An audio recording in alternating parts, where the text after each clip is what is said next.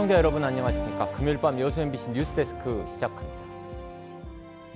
도내 모든 지자체들이 가장 신경을 많이 쓰고 있는 인구 문제, 어제에 이어 오늘 첫 뉴스로 짚어보겠습니다. 다양한 대책들이 추진되고 있지만 실효성은 없고 인근 지역과 갈등, 반목만 남기는 경우도 많았는데요. 이제는 인구 문제도 광역, 권역 차원에서 함께 고민해야 하고 그럴 수 있도록 제도 개선이 병행돼야 한다는 지적이 나오고 있습니다. 김종수 기자입니다. 중화학산업 인구 비중이 높은 전남 동부 지역. 정주 여건이 개선되는 주거 배후 지역에는 최근 10년 동안 유입 인구가 조금씩 늘어나고 있습니다. 하지만 도내는 물론 동부권의 인구가 꾸준히 감소하는 것도 무시할 수 없는데요.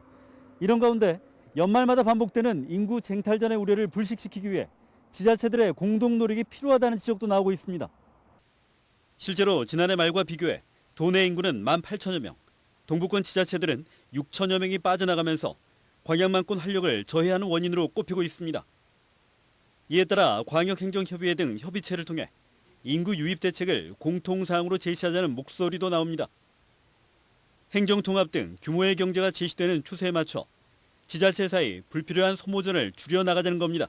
동부권 지역의 광역교통이라든지 의료라든지 또는 산학연의 연계라든지 이런 것들을 통해서 지역의 경쟁력과 인구를 유입시킬 수 있는 그런 기반을 좀 만드는 노력이 도농복합도시의 성격을 띠고 있는 지역 내 여건도 되돌아봐야 할 시점입니다.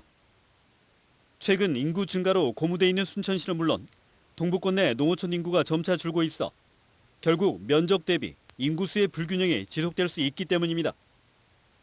이에 따라 지역 소멸의 위기를 맞고 있는 농어촌에 대해서도 적극적인 지원 대책이 필요하다는 주장에도 힘이 실리고 있습니다. 지자체는 물론 정부 역시 위기 지역을 대상으로 활성화 계획을 세우고 지원폭을 넓혀 나가자는 겁니다. 정주 환경에 있어서 도시와 같은 농촌을 만들자. 그렇지 않으면은 이 문제를 해결할 수 없다라는 인식을 공유한 상태에서 이 법을 강력하게 지금 요구를 한 상태고요. 또 인구와 면적 등이 주요 지급 기준이 되고 있는 지방교부세 역시 지역의 특수성과 형평성을 고려해 배분할 경우 지자체 간 인구 쟁탈전 역시 줄일 수 있다는 의견도 주목됩니다.